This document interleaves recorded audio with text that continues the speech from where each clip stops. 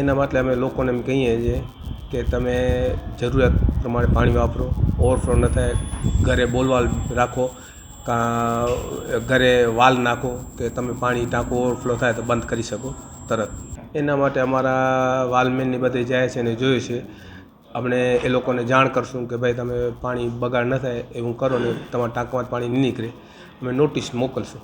આપણે લોકોને હાથ જોડી વિનંતી કરીએ છીએ કે તમે પાણીનો ખોટું બગાડ કરશો નહીં અને પાણી તમને પૂરતું મળી રહે એવી અમે પ્રયત્ન કરશું અને ખોટું બગાડ કરશો નહીં.